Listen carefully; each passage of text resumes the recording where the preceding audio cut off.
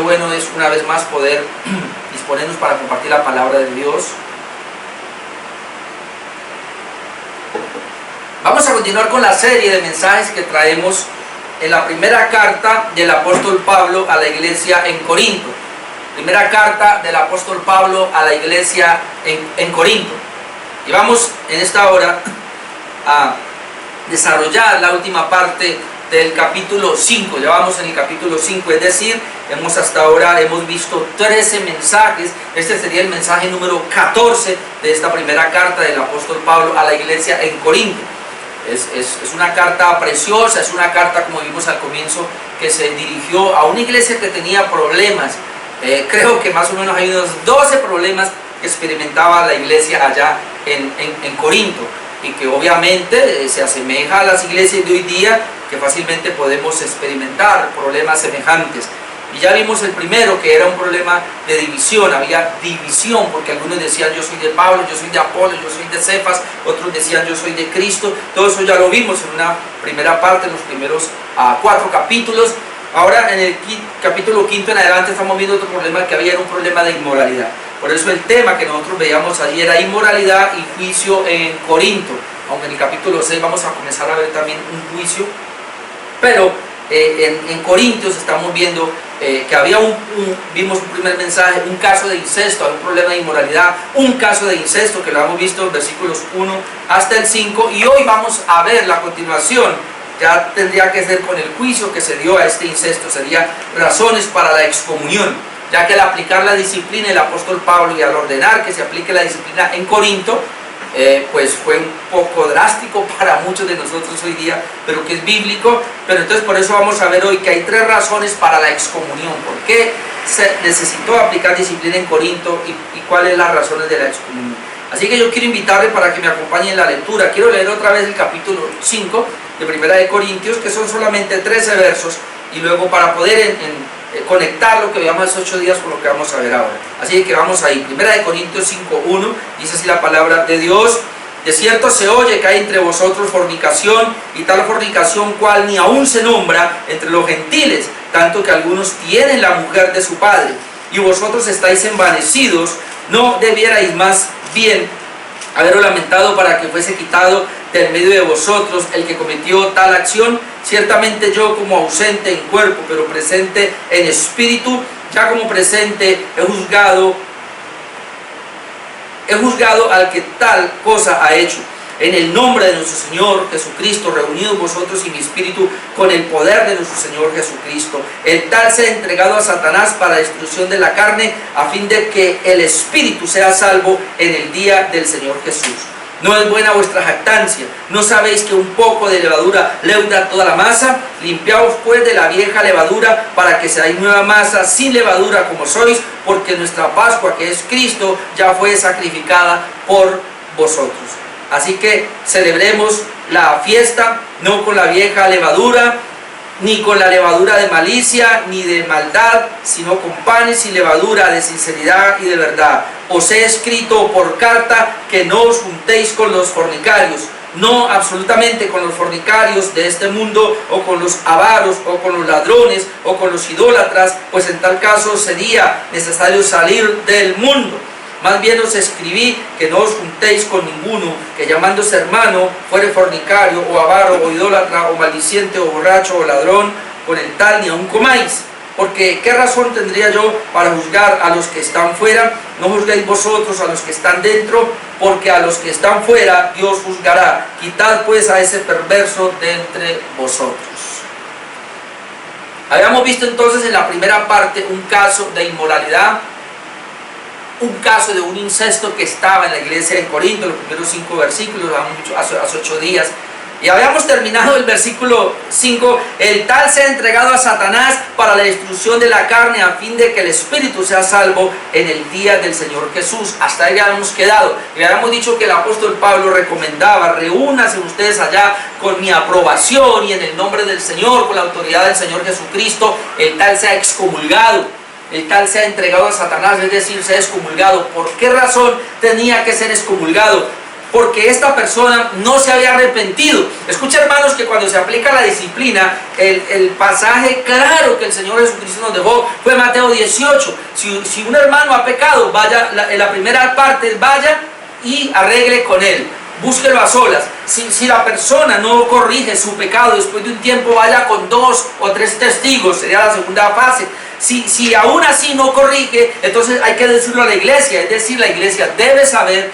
Aquí se pudiera hablar de una disciplina, la iglesia al saberlo se tiene que aplicar una disciplina, pero la persona está dentro de la iglesia, esa sería la tercera fase, que esperamos que hasta ahí se llegue, esperamos que no pase más de ahí. Pero el asunto es que si aún amonestándole en la iglesia, sometiéndole a una disciplina local, como un hermano en la iglesia, pero esta persona no se corrige, sigue con la misma condición pecaminosa, entonces se le aplica la cuarta fase, que es la excomunión. Entonces por eso dice, el tal se ha entregado a Satanás, se tiene que excomulgar. Entonces eso es lo que vamos a ver ahora, que sería razones para la excomunión. Porque muchos dirán, pero ¿dónde está el amor de Dios? ¿Acaso Dios no es amor? ¿Acaso no hay que tener espíritu de mansedumbre? ¿Acaso no hay que tolerar? Hay que tolerar, hay que dejar a la persona que está ahí. Otros dicen, lo único que tiene que hacer el pastor es predicar, ya cada cual verá qué hace. No se meta en eso, usted predique, si la gente no quiere cambiar, es problema de ellos. Hay iglesias que hacen eso, obviamente, porque es maluco uno meterse hasta allá. Pero hermanos, si somos una iglesia bíblica, somos una iglesia verdadera, tenemos que entrar a aplicar la excomunión, que hoy día no se hace. Y no se hace por muchos factores, por muchas razones. Porque recuerde que la Biblia explica, aún cuando hablaba de la parábola del sembrador, yo pensaba esto. Perdón, el trigo y la cizaña, no arranque la cizaña, no sea que dañe el trigo. Entonces eso ha pasado, a mí me ha pasado en varias iglesias que he tenido que aplicar disciplina, y si ese personaje tiene 3, 4, 5 hermanos, una familia total, ellos se van. La última vez acá que aplicamos una disciplina en esta iglesia local así, se fue toda la familia y eran 5 personas por aplicársela a una sola persona. Y eso que sí, como que se expulsó, hubo que aplicarles comunión. Obviamente al expulsarla a esa persona porque no se quería corregir, así que pasó, los otros 4 se fueron y así por el estilo. Entonces eso es lo que pasa cuando se aplica la excomunión, y muchos pastores no lo quieren hacer, y entendemos esa parte y se van por la parte de que Dios es amor, pero se olvidan de que Dios es justicia, de que Dios es ira y de que hay que aplicar la excomunión en su debido momento. Otros dicen, pero ¿cómo voy a aplicarle? Yo recuerdo, porque una vez conocí a un pastor que es impresionante. Se hablaba de que ese pastor iba a esa iglesia y tenía más, él lo dijo así porque nunca se me olvida, que era uno de los que más le diezmaba en su iglesia, porque él tenía 10,000 cabezas de ganado. Decía este pastor, en la iglesia, yo tengo en mi congregación a un hombre que tiene 10,000 cabezas de ganado. O sea, ¿cómo sería el diezmo? Y lo llevaba para arriba y para abajo. Pero este hombre tenía una familia, pero también tenía una mujer, tenía un amante. Y no sé qué pasó, pero por mucho tiempo él permitió eso allí. O sea que, ¿por qué lo hacen? Hay muchas razones por las cuales no se quiere tocar, porque se puede ir la persona, quizás da mucho dinero. Hermanos, esas razones no son bíblicas, esas razones son humanas. Y otros dicen, no, yo no me quiero echar un enemigo, porque yo en este momentico, lamentablemente tengo gente que no sé, se consideran como mis enemigos sencillamente porque se tocó a la familia, se tocó una persona, o porque se le aplicó este tipo de disciplina. Entonces ese es el punto. Claro que yo no solamente me acuerdo de haber expulsado a una persona, los demás no. A los demás que se han ido de esta iglesia, a algunos se les ha aplicado solamente disciplina local, de pronto pública, y ya eso fue suficiente para que se fueran. Entonces por eso ese tema es muy difícil. Les reconozco que sí, es muy difícil, y por eso muchos pastores no quisieran entrar ahí. Pero cuando es una iglesia bíblica, hermanos, histórica y reformada, confesional, nosotros tenemos que aplicar la disciplina, porque aquí está en la Biblia. Así que hoy tengo 3 razones por las cuales aplicar la excomunión. 3 razones por las cuales se debe aplicar la disciplina, pero en este caso la excomunión, es decir, el último punto. Y quiero aclarar, esta excomunión es después de haber agotado los 3 primeros pasos. No es que una persona entra en un pecado y de una vez se excomulga, no.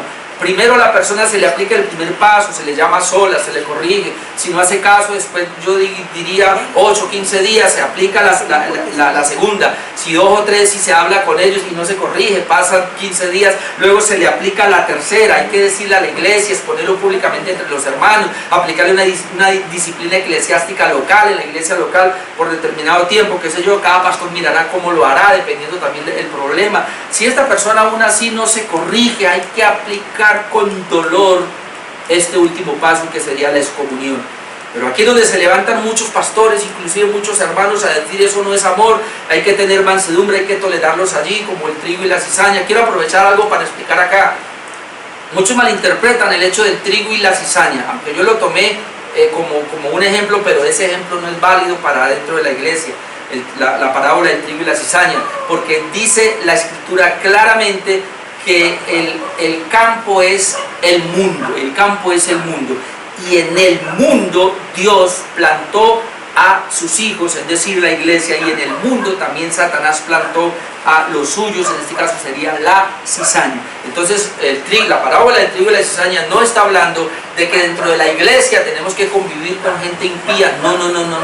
La parábola del trigo y la cizaña lo que está diciendo es que la iglesia está plantada en este mundo y la iglesia debe convivir en este mundo con los impíos. Eso es lo que significa la parábola del trigo y la cizaña. No dentro de la iglesia, hermanos, nosotros estamos llamados a convivir los cristianos. Puede ser que un inconverso conviva con nosotros recién por un tiempo, pero por eso hay que hablarlo, hay que amonestarlo, hay que llevarlo y hay que esperar un tiempo. Pero si después de determinado tiempo, no sé, un año, qué sé yo, algunos más, la persona no se arrepiente, realmente no es regenerada, hay que hablar con ella y decirle, pues, si usted no va a cambiar verdaderamente, usted no se va a someter a la palabra de Dios, ¿por qué está con nosotros?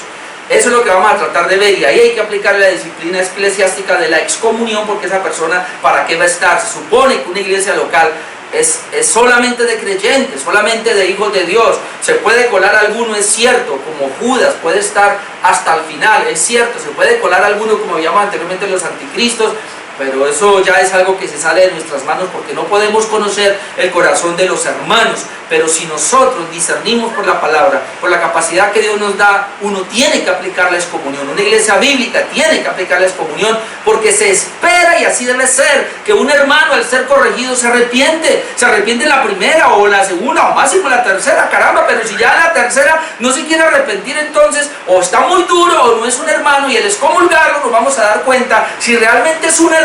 Si es un hermano, él se va a arrepentir, va a volver, va a regresar. Si no es un hermano, pues se quedará en su mundo. Entonces yo quiero hablar en esta hora, porque la Biblia me plantea 3 razones para la excomunión, y lo que quiero compartir en esta mañana. La primera razón es que debemos evitar la contaminación de los demás hermanos. Debemos evitar la contaminación de los demás hermanos. Y eso es lo que plantea el apóstol Pablo en el versículo 6. Cuando él dice en el versículo 5, el tal se ha entregado a Satanás a fin de que el espíritu sea para la destrucción de su carne, a fin de que el espíritu sea salvo en el día del Señor. O sea, al ser un creyente, y veamos que esta persona, eso fue lo que pasó. Entonces dice, no es buena vuestra jactancia, ¿no sabéis que un poco de levadura leuda toda la masa? Lo primero que comienza a hablar aquí el apóstol Pablo es, no es buena vuestra jactancia. Es decir, como habíamos hablado hace 8 días, ustedes son muy arrogantes, ustedes están muy altivos, ustedes están muy crecidos, ustedes están jactando de alguna manera con esa persona allí, la están permitiendo, no quieren corregir, no quieren hacer nada, están como envanecidos con esa persona. Entonces por eso les dice, yo no apruebo eso, no es bueno lo que están haciendo, no es buena vuestra jactancia. Y hoy el Señor nos diría a nosotros lo mismo. Si en una iglesia se está permitiendo una persona en pecado, que lo sabemos que está en pecado y no quiere cambiar, pero le permitimos que siga ahí, Dios nos diría, hoy no es buena vuestra jactancia. Estamos como jactándonos, estamos como enorgulleciéndonos, como muy arrogantes al tener esa persona ahí dentro de nosotros. Después de que él habla de esta parte de la jactancia, Pablo condena esa jactancia, Pablo condena esa arrogancia. Entra ahora a ver la razón. Pero quiero hablarle un poquitico de lo que dijo Juan Calvino con relación a esta parte, a la arrogancia, y esto me llamó la atención. Juan Calvino dijo lo siguiente: la iglesia de Corinto estaban tan orgullosos como si vivieran en alguna época de oro, cuando la realidad era que estaban rodeados por muchos casos vergonzosos e indecorosos. O sea, lo que Pablo les está diciendo es: no es buena vuestra jactancia, ustedes se sienten como si estuvieran en una época de oro, una época dorada, como si les estuviera yendo todo bien, sin darse cuenta que ustedes están rodeados, como dice Calvino acá, de muchos casos vergonzosos e indecorosos. Entonces eso es lo que tenemos que comprender acá. Entonces la idea era actuar rápido antes de que se propagara ese pecado. Y aprovecho para decir, bueno, no sé tanta cosa que se ha dicho del tal COVID-19, pero por lo menos se ha venido propagando. O cualquier infección que se propaga rapidito, y la Biblia nos presenta casos, por lo menos como el caso de la lepra, que la gente tenía que tener cuidado, casos del SIDA, enfermedades contagiosas. Lo que Pablo está diciendo acá es que la razón primaria por la cual hay que tomar la excomunión es para evitar que los demás se contaminen. Es decir, el pecado es como una lepra, el pecado es aquí, como lo pone el ejemplo de la levadura. Eso es lo que dice el verso 6, mire: no es buena vuestra jactancia, ¿no sabéis que un poco de levadura leuda toda la masa? Hermano, Dios aquí está pensando en la masa aquí es la iglesia. Dios aquí no está pensando en un poquito de masa. Yo pudiera decir lo siguiente, o sea, la iglesia local es como una masa, que es lo que él está diciendo acá. La iglesia local es como un pan, ¿no? Una masa de pan. La levadura, un poquito de levadura que se ponga en un lugar, comienza a fermentar. Entonces, ¿qué pasa? Si ese pedacito de pan comienza a fermentarse y uno no lo corta a tiempo, con el tiempo va a contaminar toda la masa. Lo que Pablo está diciendo acá es: ese pecado que ustedes están permitiendo ahí, lo que va a traer más adelante es que toda la iglesia se contamine. Entonces, ¿por qué aplicar la excomunión? Para evitar la contaminación a los demás hermanos. Es duro esto, pero eso es lo que él está diciendo acá. Hay que expulsarlo, en otra palabra, hay que erradicarlo, hay que coger el mal, hay que cortarlo de raíz para que los demás hermanos no se vayan a contaminar. Y es que eso es obvio. Yo vengo de pastorear muchas iglesias, yo vengo de estar en muchos ministerios, y yo he visto todo tipo de cosas, ya sea por amor al dinero, ya sea por abuso de autoridad, ya sea por vidas inmorales, pero yo he sido testigo de esto. Cuando en una iglesia un líder entra en moralidad, el otro, y sobre todo si es un pastor, esto es impresionante, si es un líder, si es un pastor, los de abajo, los otros líderes, al ver que no pasa nada, al ver que no hay realmente una disciplina, un arrepentimiento verdadero, ¿sabe qué comienza a pasar con todo esto? Los líderes comienzan a vivir así. Alguien dijo que como es el pastor es la iglesia en todos los sentidos, para bien o para mal, y yo creo que es verdad. Entonces, si el pastor es inmoral y se permite ciertas inmoralidades, la iglesia toda va a terminar en inmoralidad. De alguna manera hay una especie de contaminación, y a eso es lo que se refiere acá el pasaje. Un poco de levadura leuda toda la masa. Entonces, es número uno, para evitar entonces la contaminación a los demás hermanos. El versículo 7 vemos que Pablo insiste en la necesidad de quitar a ese perverso, a quitar a esa levadura. Versículo 7, conectamos con el verso 6: no es buena vuestra jactancia, ¿no sabéis que un poco de levadura en su pan leuda toda la masa? Limpiaos pues de la vieja levadura, para que seáis nueva masa sin levadura como sois, porque vuestra Pascua, que es Cristo, ya fue sacrificada por vosotros. Entonces ahora lo que él está poniendo acá, y va a poner, es el ejemplo de lo que pasaba en tiempos de la Pascua. Usted sabe lo que pasaba en el tiempo de la Pascua. Dios envía a Moisés a que saque al pueblo de Israel de Egipto. Israel estaba esclavizado en Egipto, y Israel tenía que ser libre. Pero ahora esa esclavitud de Israel en Egipto tipifica la esclavitud del ser humano en el pecado. Faraón tipificando al diablo, las opresiones de Israel en Egipto tipificaban las opresiones del pecado. Entonces hay una similitud, y Pablo quiere llegar allá a esa similitud. ¿Qué pasó la noche de la gran liberación? Dios les dice: mire, en esa noche se va a sacrificar un cordero, El cordero pascual, la palabra Pascua quiere decir pasa por alto, o sea, no va a entrar. Se va a sacrificar en las familias de los hijos de Israel un cordero, que es el cordero pascual sin defecto. Y cuando ese cordero se sacrifique y la sangre sea derramada, la van a poner la sangre de los dinteles de las puertas, y entonces el espíritu de la muerte iba a pasar y no iba a entrar. Ese es Pascua, pasar por alto. Es decir, todos los que están allí son libres de la muerte.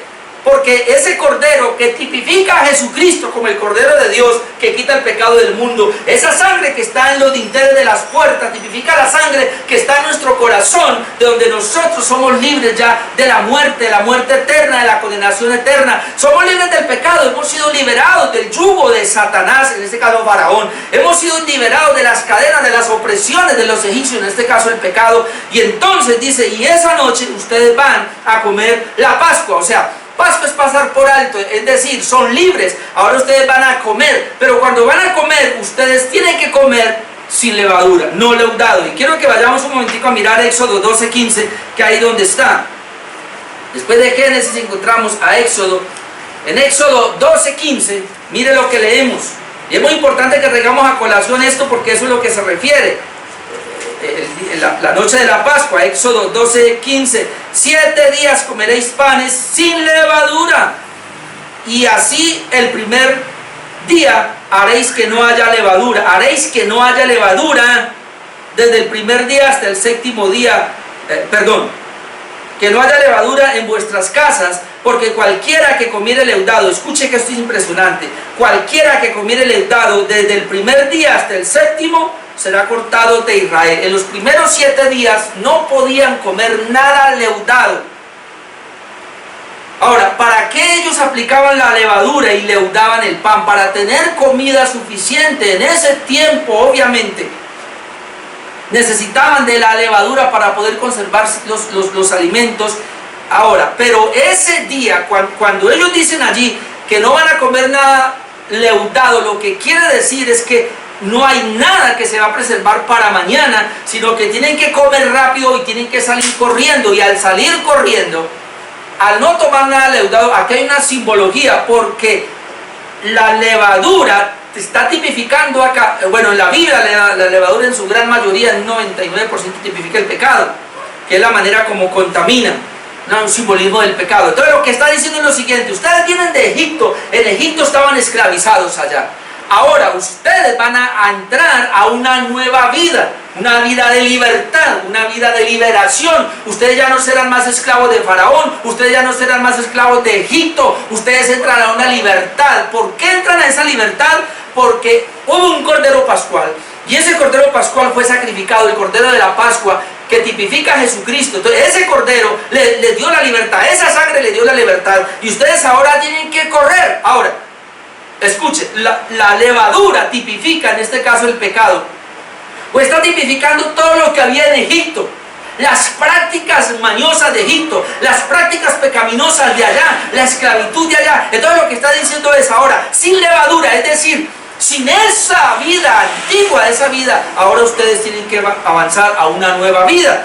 Esto es lo que dice Pablo en el versículo 7, mire, vamos a leer otra vez: limpiaos pues de la vieja levadura, es decir, límpiense de todo lo mundano, así como Israel se limpió de todo lo que tenía que ver con Egipto y Faraón. Entonces dice ahora, limpiaos pues de la vieja levadura. En este caso, vieja levadura se refiere a una práctica pecaminosa. Específicamente la vieja levadura aquí se refiere al pecado de incesto. Se refiere a ese hombre que está cometiendo un pecado dentro de la iglesia. Esa persona se supone que es una nueva criatura, se supone que es una nueva vida en Cristo, se supone que el pecado lo dejó allá, se supone que ahora está en una nueva etapa de vida. ¿Por qué tiene que estar viviendo en la misma condición que vivía antes? ¿O por qué esta persona tiene que estar practicando un tipo de pecado que solamente se espera que se practique en el mundo? Entonces por eso les dice aquí, lo que ustedes tienen que hacer es límpiense de esa vieja levadura para que seáis nueva masa, hermano. Lo que Dios está diciendo acá, y la nueva masa es la nueva vida en Cristo. Lo que está diciendo es que la iglesia es una nueva masa, y que en la iglesia no debe haber ni siquiera un hermano. Miren lo que está diciendo: en la iglesia no debe haber ni siquiera un hermano que tenga todavía condiciones pecaminosas del mundo. Porque se supone que cada creyente ha dejado el mundo, abandonó todas las prácticas del mundo, hermano. Yo por eso tengo que hablar eso una y otra vez, y aquí hablábamos de la obediencia, hablábamos del amor. No es posible que haya gente que diga que es cristiana, no es posible que haya gente que diga que pertenece al pueblo de Dios, pero sigue con las mismas mañas del mundo. Pero no solamente es un pecado aquí de adulterio, de fornicación, de un incesto, sino que ahora vamos a ver que tiene que ver otras cosas. Pero entonces Pablo lo que está diciendo es, usted tiene que limpiarse de esa vieja levadura para que seáis nueva masa, sin levadura como sois, sin levadura. La iglesia es sin levadura, es decir, la iglesia no tiene la levadura, en este caso el pecado. La iglesia debe estar sin pecado. ¿Por qué? Porque nuestra Pascua, que es Cristo, ya fue sacrificado por nosotros. ¿Por qué la iglesia debe estar sin pecado? Porque nuestra Pascua, que es Cristo, que nos libró de la maldición del pecado, que nos libró de la maldición de estar bajo el dominio de Satanás, que nos libró de la muerte eterna, de la condenación eterna. Jesucristo nos dio la libertad. Entonces Él es nuestra Pascua y ella fue sacrificado por nosotros. Es decir, ella murió para vencer el pecado. Si Jesucristo ya murió para vencer el pecado y nosotros hemos sido justificados y nosotros somos nuevas criaturas ahora en Cristo y nosotros somos nueva masa, ¿cómo vamos a permitir entonces que por medio de un hermano se comience a meter esa levadura? Entonces, limpiados de esa vieja levadura, es decir, la primera razón para una excomunión es esa, hermanos. Alguien me va a decir ahora, pero eso es falta de amor. Al contrario, eso es una manifestación de amor. ¿Por qué? Es amor en primera instancia para el que se pone en disciplina. Porque vamos a ver cómo la Biblia dice, y si al final alcanzo voy a hablar de esa parte. Vamos a ir a Hebreos, donde dice que Dios al que ama disciplina y azota al que toma por hijo. O sea, aplicar la disciplina a una de estas personas, si es un verdadero hijo de Dios, como lo hicieron con este incestuoso, es un amor hacia él. Precisamente la disciplina lo que está es amándolo, y porque lo amamos, lo disciplinamos, como el padre que ama a sus hijos y los corrige. Yo tengo 3 hijas, ya mayores obviamente, pero en mi tiempo yo tenía que castigarlas. ¿Y por qué las castigaba? Porque las amaba, porque se estaban conduciendo por un mal camino y yo en mi amor tenía que corregirlas. Obviamente a mí me dolía, mi esposa las castigaba también, y mi esposa después hasta lloraba después de haberles pegado cuando eran niñitas, pero había que hacerlo porque lo hacíamos con dolor, pero con amor. Las amábamos tanto que las corregíamos. Hoy día también mis hijas ya están grandes y a veces las corrijo y les hablo duro, y yo sé que ellas no van a decir que es que mi papá me odia o no me quiere, por eso me habla así. No, yo sé que ellas entienden que si les hablo así es porque las amo, y porque las amo, las corrijo y les hablo duro. Ese es el amor que tenemos. Entonces el amor de Dios es ese. La disciplina, la excomunión es una manifestación de amor, en primer lugar para ese que está ahí, y en segundo lugar para la iglesia. El amor para la iglesia. Alguien dice, no, pero es que no tuvieron amor por él. Aquí yo quiero decirle algo y sonará un poco difícil, no sé, pero bíblicamente, amado hermano, Dios ve a su iglesia. El amor de Dios en este momento es para su pueblo, para su iglesia, para la iglesia local. Dios ama a su iglesia local. Y si un miembro de la iglesia local se permite ciertas libertades por ahí de pecado, y por ese pecado va a contaminar a la masa mayor, entonces Dios tiene que venir y disciplinar a ese creyente, porque Él va a cuidar a su pueblo, a su iglesia. ¿Ve? Ese es el punto. Entonces el amor de Dios es tan grande que al aplicar disciplina, Dios está pensando en la masa mayor. Por eso dice limpiados. No importa si por aplicar disciplina tenemos que por un tiempo de pronto no estar con el hermano, como lo vamos a ver ahora, de pronto no convivir con él, no comer por él por un tiempo. No importa si nos privamos de la amistad de él por un tiempo, no importa, pero es que estamos cuidando y conservando la masa mayor, que es la iglesia. Entonces por eso se debe aplicar la excomunión. Eso es lo que está diciendo el texto. Entonces en el versículo 8 vuelve a hablar, dice el verso 7, limpiaos pues de la vieja levadura, para que seáis nueva masa, sin levadura como sois ahora, porque vuestra Pascua, que es Cristo, ya fue sacrificada por vosotros. Entonces la celebración al Señor se debe hacer sin la vieja levadura. Sería otro punto de este primer punto, de por qué el Señor quiere limpiar, purificar a la iglesia. Versículo 8, así que celebremos la fiesta, no con la vieja levadura, ni con la levadura de malicia y de maldad, sino con panes sin levadura y sinceridad y de verdad. Entonces noten lo que está diciendo acá, versículo 8. Así que celebremos la fiesta. Y obviamente no es que está hablando de que vamos a celebrar la fiesta de la Pascua como los judíos la celebraban, no. Pero nosotros, en la nueva vida que tenemos en Cristo, ahora nosotros somos una nueva criatura y nosotros ahora festejamos, celebramos nuestra fiesta. Es decir, yo no sé si usted tiene un gozo diario en su corazón de saber que es un hijo de Dios. Yo no sé si en usted hay un gozo continuo. Es una fiesta continua en nuestro ser de saber que hacemos parte de la familia de Dios. Es una celebración cuando nos vamos a los cultos. Hay varios hermanos que me han llamado, que me han dicho: pastor, yo quiero congregarme tanto de Tuluá como aquí de Cali. Yo no hallo el día de que otra vez se abra la iglesia. Oh, yo quiero ir, me hacen falta mis hermanos, yo quiero celebrar la fiesta. Es impresionante, y yo también, nosotros estamos aquí, ahora mis hermanos no los veo, no están, yo quisiera verlos, yo quisiera ver a esos hermanos cantar, yo quisiera ver a esos hermanos ahí hambrientos por la predicación, por la palabra de Dios, yo quisiera ver a esos hermanos en intimidad con Dios al participar de la mesa, adorando a Dios, quisiera verles, pero no podemos ahora porque estamos en esta parte. Entonces es una fiesta, el cristianismo es una fiesta. Entonces Pablo lo que dice aquí es: bueno, ahora celebremos la fiesta, así como los judíos iban a celebrar la fiesta de la liberación, de la nueva vida, la fiesta de la Pascua. Cada vez que ellos se reunían, ¿qué era lo que ellos hacían con la fiesta de la Pascua? Pues celebraban la fiesta, celebraban la liberación de la esclavitud de Egipto. ¿Qué hacemos nosotros cuando nos reunimos en el culto y participamos de la mesa? Celebramos también la fiesta, la liberación de nuestros pecados, de haber sido libres del diablo, del pecado y de la muerte. Entonces aquí dice: celebremos pues la fiesta otra vez, no con la vieja levadura, no. Y eso toca de revisarnos y evaluarnos. Si no, Dios dice no con la vieja levadura, es decir, no con el pecado del mundo. En este caso no podemos celebrar la fiesta del Señor con ese hombre que está en pecado, con ese hombre que está en incesto. No se puede celebrar la fiesta así. Ni con la levadura de malicia, ni con la levadura de maldad, sino con panes sin levadura, de sinceridad y de verdad. ¿Cómo son los panes? Los panes son sin levadura, o sea, la masa que está ahora, que es la iglesia, es sin levadura, y deben ser sinceros, es decir, no hay hipocresía, y debe ser de verdad, es decir, no hay mentira, no hay engaño, porque todo pecado en una iglesia local es una hipocresía, no es verdadero. Todo pecado, no hay sinceridad, todo pecado en la iglesia es una mentira.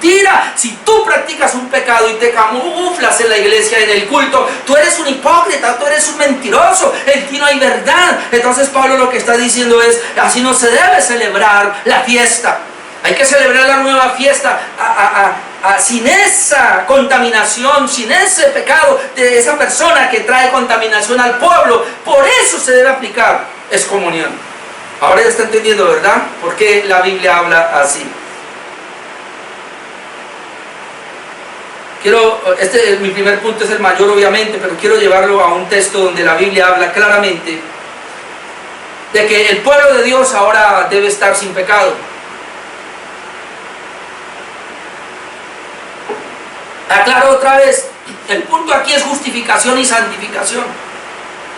Dos puntos de la teología que tienen que ir ligados. Dos puntos de la teología que no son lo mismo. Justificación es una cosa, santificación es otra cosa, pero la una depende de la otra. Es decir, una persona verdaderamente justa practica la santidad. Una persona que practica la santidad, la separación, ella debe haber sido justificada.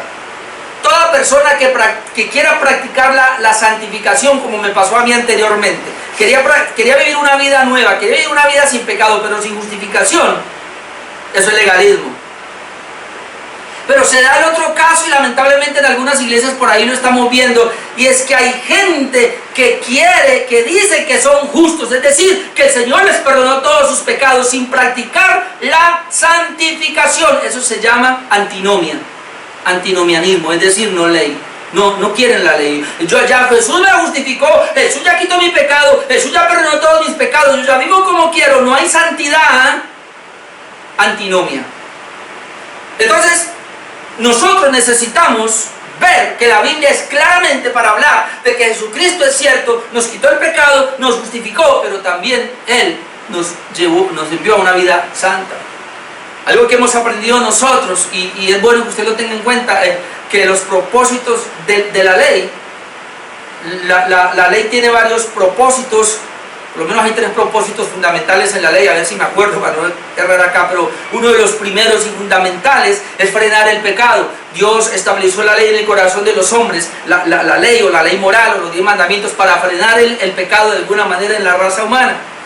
Sería el primer propósito, si no estoy mal. El segundo propósito es poder que a través de la ley darnos cuenta cuán pecadores somos e ir a Cristo. El propósito de la ley es llevarnos a Cristo, como dijo Pablo, es nuestro ayo para llevarnos a Cristo. Pero el tercer propósito de la ley fundamental es ahora que del cristiano que ha sido justificado, que a través de la ley el cristiano sepa que aún en él hay un residuo de pecado interno y que él puede seguir cometiendo pecado, y la ley le va a mostrar ese pecado para guiarlo a una vida santa, para guiarlo a una vida de perfección. No que lleguemos a la perfección, pero para guiarnos a una vida de santidad o de perfección. Así que la ley viene a ser una guía para nosotros en el camino del cristiano. Así que el cristiano necesita la ley moral de Dios para poderse conducir. Dígame, ¿cómo me voy a conducir yo?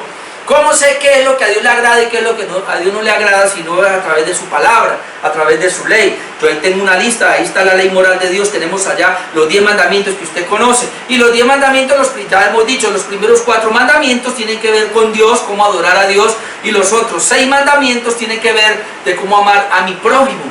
Entonces, cuando nosotros amamos a Dios, somos nuevas criaturas, ahora la ley en nosotros sale. O sea, la persona que ha sido justificada va a caminar en santidad, no porque se obligue, sino porque eso es algo natural, sale de un justificado. Eso es lo que quiero que miremos en Romanos capítulo 6, versículo... Romanos, por favor, capítulo 6, verso 1. Romanos 6, versículo 1. ¿Qué pues diremos? Perseveraremos en el pecado para que la gracia abunde, porque viene hablando de que donde abundó el pecado sobreabundó la gracia. Pablo dice, ¿qué pues diremos entonces? Perseveraremos en el pecado para que la gracia abunde. Mire cómo contesta, de ninguna manera, que esto no sea así. Porque los que hemos muerto al pecado, ¿cómo viviremos aún en él? ¿Qué dice el apóstol Pablo? Los que hemos muerto al pecado. Se espera que el creyente ya murió al pecado. Y si murió al pecado, ¿cómo va a vivir en él? Dice. Ahora pasemos al versículo 15, Romanos 6, 15. Déjenme, yo le leo todo esto. Romanos 6, 15. ¿Qué pues? ¿Pecaremos porque no estamos bajo la ley, sino bajo la gracia? En ninguna manera, que esto no sea así. ¿Pecaremos entonces? O sea, yo voy a darme libertad del pecado, que porque ya no estoy bajo la ley, sino bajo la gracia. Pablo dice, en ninguna manera, que esto no vaya a ser así. ¿No sabéis que si os sometéis a alguien como esclavos para obedecerle, sois esclavos de aquel a quien obedecéis, sea del pecado para muerte o sea de la obediencia para justicia? Pero gracias a Dios, que aunque erais esclavos del pecado, erais algo pasado, yo era esclavo del pecado, ahora ya no, habéis obedecido de corazón a aquella forma de doctrina a la cual fuisteis entregados, y libertados del pecado vinisteis a ser siervos de la justicia. Escuche, yo fui libertado del pecado, pero ahora voy a ser siervo de la justicia. Yo antes era siervo del pecado, ahora fui libre de esa servidumbre, ahora soy siervo de una doctrina que se llama la justicia de Dios. Y vamos a ver en qué termina todo eso, porque es muy importante. 19, hablo como humano, por vuestra humana debilidad, que así como para iniquidad, presentaste en vuestro miembro, porque fui yo el que los presenté para el pecado. Yo presenté mis miembros a pecar. No culpe al diablo, no culpe a la persona, no culpe a la circunstancia. Fue usted el que pecó, fui yo el que pequé. Entonces dice aquí, hablo como humano por vuestra humana debilidad, que así como para iniquidad presentaste vuestros miembros para servir a la inmundicia y a la iniquidad, así ahora para santificación. Note que esto es muy claro. Así ahora para santificación presentad vuestros miembros para servir a la justicia. Claro que algunos dicen acá, no, como la santidad es un fruto, entonces yo espero ser santo. Usted tiene que ser santo, usted tiene que procurar la santidad. O sea, usted ya es santo posicionalmente en Cristo Jesús, eso nadie lo cambia. Pero hay una santidad progresiva que usted debe proseguir. A usted como cristiano le toca, así como usted antes era pecador, pero usted era el que pecaba. O usted me va a decir que no. Cuando usted era pecador, cuando yo era pecador anteriormente y pecábamos, ¿quién pecaba? Era yo, era usted. Entonces ahora que es santo, ¿quién se va a santificar? Pues usted, hermano, pues yo, a mí me toca ahora buscar los medios de santificación. Mucha gente cree que, no, yo me quedo aquí como inmóvil, como quieto. Si Dios me dice, lo hago. Si Dios me mueve, Dios no va a venir a cogerle las orejas para que sea santo. A usted le toca caminar, a usted le toca correr, a mí me toca. Así para santificación presentad vuestros miembros para servir a la justicia. Porque cuando erais esclavos del pecado, erais libres acerca de la justicia. Pero, ¿qué fruto teníais de aquellas cosas de las cuales ahora os avergonzáis? Porque el fin de ellas es muerte. Más ahora, escuche, ahora en la época presente, más ahora que habéis sido libertados del pecado. ¿Usted ya fue libertado del pecado, mi hermano? Por eso la disciplina, y la excomunión, porque si esa persona dice que fue libertada del pecado, pero sigue en el pecado, no ha sido libertada del pecado. Y la excomunión es para decirle a esa persona si realmente fue o no libertada. Mas ahora que habéis sido libertados del pecado y hechos siervos de Dios, tenéis por vuestro fruto ¿la qué? La santificación. Tenéis por vuestro fruto la santificación. Si en verdad fui libre del pecado, si en verdad he sido justificado, tengo el fruto de la santificación. Si una persona no camina en santidad, si una persona no se esfuerza por ser santa, eso indica que no ha sido justificada, porque quien ha sido justificado verdaderamente tiene el fruto de la santidad. Se esmera por ser santo, y si cae en algún pecado, se para y corre otra vez a la santidad. Tenéis por vuestro fruto la santidad, santificación, y como fin la vida eterna. ¿Ve que todo esto de la santificación es hasta la vida eterna? Porque la paga del pecado es muerte, mas la dádiva de Dios es vida eterna en Cristo Jesús, Señor nuestro. Volviendo a 1 Corintios capítulo 5. Entonces, razones para la excomunión. La primera, evitar la contaminación de los demás hermanos. La primera razón. La segunda razón, no debe haber comunión con una persona de doble moral. La razón por la cual no debemos aplicar la excomunión es porque Dios no quiere que la iglesia tenga comunión con una persona de doble moral. Ay, esto sí es bueno. Esa es la segunda razón. O sea, excomulgarlo es decir, mándelo al mundo, mándelo al diablo. No, excomulgarlo es no deje que se congregue con ustedes. No permita que se congregue a menos que se arrepienta. Pero mientras no lo deje congregarse con ustedes, excomúlguelo, échelo de la iglesia. ¿Por qué? Número 1, para evitar que los demás sean contaminados. Y número 2, porque no debe haber comunión, para evitar la comunión con una persona de doble moral. Usted es una persona de doble moral, que aquí en la iglesia participa de la comunión, alaba, canta, hace todo cristianamente, entre comillas, pero él en el mundo hace lo mismo. O sea, allá es uno y acá es otro, es un hipócrita. Entonces Dios no quiere que ese tipo de personas esté, y por eso hay que excomulgar a la persona. ¿Dónde está eso? Pues versículos 9 al 11. Quiero decirle primero que había un malentendido entre ellos, que Pablo no les había dicho, ellos habían entendido mal el mensaje del apóstol Pablo. Miren lo que dice el versículo 9. Os he escrito por carta que no os juntéis con los fornicarios. En la carta anterior que Pablo les había escrito, él les había dicho a la iglesia de Corinto, por favor no se junten con los fornicarios. Pero como Pablo no especificó, entonces ellos llegaron a pensar, Pablo nos dice que no nos juntemos con los fornicarios, y pensaron en el mundo. O sea, yo voy a ir al mundo y si es un fornicario, yo no me junto con él. Pero cuando está en la iglesia el fornicario, como es mi hermano y es fornicario, yo me junto con él. Más o menos era lo que vivía Corinto. Por eso entonces Pablo tiene que entrar y dice, mire, yo les escribí por carta que no os juntéis con los fornicarios, pero les voy a aclarar porque parece que ustedes no entendieron. Les voy a aclarar qué era lo que yo quería decirles en la carta. No absolutamente con los fornicarios de este mundo. No estoy hablando de los fornicarios de este mundo, o con los avaros de este mundo, o con los ladrones de este mundo, o con los idólatras. Pues en tal caso sería necesario salir del mundo. Yo no les dije a ustedes cuando les escribí anteriormente la carta anterior y les dije no se junten con los fornicarios, como no les aclaré más, ustedes me entendieron mal. Ustedes pensaron que yo les decía es que no se junten con la gente del mundo. Mire, si hubiese sido así, entonces salgámonos del mundo. ¿Por qué? Porque yo voy a mercar, hay un fornicario, yo voy al banco, hay un fornicario, yo voy a la esquina, hay un fornicario, voy a hacer deporte, hay un fornicario. En toda parte vamos a encontrar fornicarios. Entonces, ¿cómo vamos? Pablo no está diciendo eso. Versículo 11. Más bien os escribí. Y esto es lo que Pablo les había escrito. Que no os juntéis con ninguno que. Vea la doble moralidad. Que no os juntéis con ninguno que, llamándose hermano. Pablo aquí lo pone en tela de juicio. Llamándose, o sea, parece que no es. con aquel que llamándose hermano fuera fornicario o avaro o idólatra o maldiciente o borracho o ladrón, con el tal y aún comáis. Aquí la pone fuerte. Y quería Pablo no tratar solo el asunto del incesto, de la inmoralidad o de la fornicación, sino que ahora explaya un poco, y obviamente tiene que ver con todos los demás pecados. Más bien os escribí que no os juntéis con ninguno, que llamándose hermano, hay gente que se llaman hermanos, pero ¿cómo son? Fornicarios. ¿Qué es lo que estaba pasando en Corinto? ¿Cómo son? Ávaros, avariciosos. Y una manera de saber que alguien es avaricioso es que no puede dar para la obra de Dios. Ahí se da cuenta que es avaricioso. No se junte con un idólatra, tiene otros dioses. No se junte con un maldiciente, uno que anda maldiciendo, hablando mal. No se junte con borrachos. No se junte con un ladrón. Con el tal y aún comáis. En otras palabras, lo que él está diciendo dentro de la iglesia local de Corinto: yo les escribí que no se juntaran con un fornicario ni con ninguno de estos. No afuera, porque teníamos que salir del mundo, como dijo Jesucristo.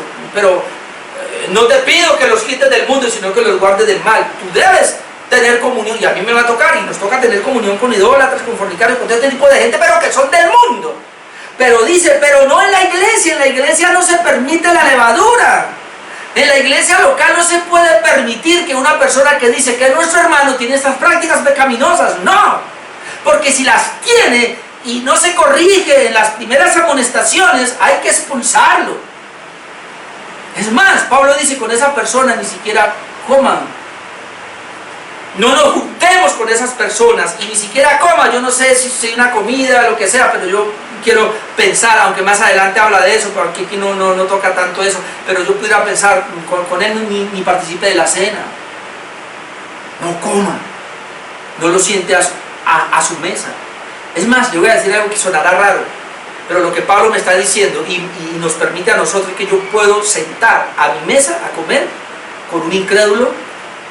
Puedo comer con un incrédulo. Si es fornicario, si es idólatra, no importa. De hecho, yo lo he hecho, porque yo me he sentado en la mesa a comerme tremendos sancochos cuando voy con mi esposa a la finca. Y ahí están todos muchos familiares de ella, que lamentablemente pues no son cristianos y tienen otro tipo de vida, y son adúlteros, fornicarios, tipo de cosas, y uno se sienta a la mesa con ellos. O de pronto uno va a familias a visitar a una persona nueva, y ahí salen otros, y ahí se sienta con una copa de... Bueno, no podemos evadir eso.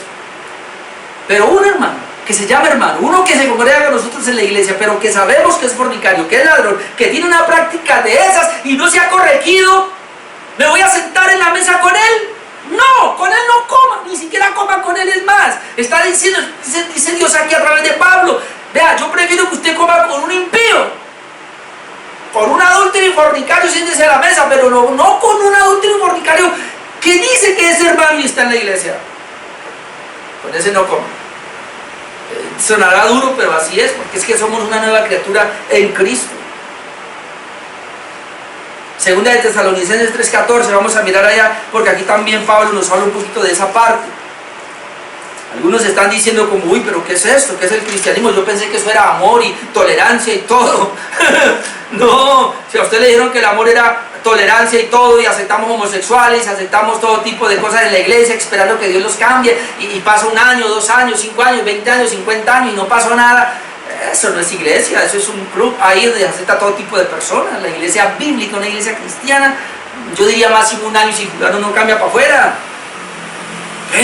Sí, eso lo dice Dios. Segunda de Tesalonicenses 3:14. 3:14, si alguno no obedece a lo que decimos por medio de esta carta, a este señaladlo y no os juntéis con él. ¿Para qué? Para que se avergüence. Mas no lo tengáis por enemigo, sino amonestarle como a hermano. Si es un hermano, o sea, hay que amonestarle, hay que señalarlo, dice, para que se avergüence. Sería la tercera: señalémoslo delante de la gente para que se avergüence. Y si no cambia, expulsémoslo para que se avergüence. El diablo lo coge y le dé su sacudida. Y si es un hermano, va a volver. Va a regresar. Si es un hermano, va a regresar. Eso es lo que la Biblia plantea. Y número 3, porque ya el tiempo se me fue. Razones para la excomunión. Número 1, evitar, y esta es la que más me explayé, evitar la contaminación de los demás hermanos. El amor de Dios es tan grande que Él nos dejó la disciplina eclesiástica para aplicar la excomunión en su último punto para evitar que la iglesia se corroa, se contamine como la levadura que contamina toda la masa. En segundo lugar, se aplica la disciplina eclesiástica, en este caso la excomunión, para evitar la comunión con personas de doble moral, para evitar que la iglesia tenga comunión con personas que tienen una doble moral. Y número 3, la iglesia debe aplicar la disciplina de la excomunión a los hermanos para juzgar a los hermanos o para ejercer disciplina. Para ejercer disciplina. O sea, el punto número 3 es que al hacer esto la iglesia está ejerciendo disciplina eclesiástica, que fue lo que el Señor nos mandó a hacer. La iglesia debe juzgar a los hermanos o debe ejercer disciplina. Es un deber de la iglesia juzgar a los hermanos o ejercer disciplina. Versículos 12 y 13. Versículo 12. Porque ¿qué razón tendría yo para juzgar a los que están fuera? No juzgáis vosotros a los que están dentro, porque a los que están fuera Dios juzgará. Quitad pues a ese perverso entre vosotros. Miren, el punto número 3 es que la iglesia debe juzgar a los hermanos o debe ejercer disciplina. Otra vez, lamentablemente la gran mayoría de las iglesias de hoy día no hacen esto. Y no lo hacen porque tienen un mal entendimiento del amor. Creen que Dios es amor y ya se le puede pasar por la faja, hacer todo lo que quiera. Y lo otro porque no quieren perder miembros. Y lo otro porque la meta de ellos es crecer y crecer, entonces nunca quieren decrecer. Pero una vez un pastor decía, y yo estoy de acuerdo, todo pastor que realmente sea un pastor verdadero, la iglesia en vez de crecer, decrece.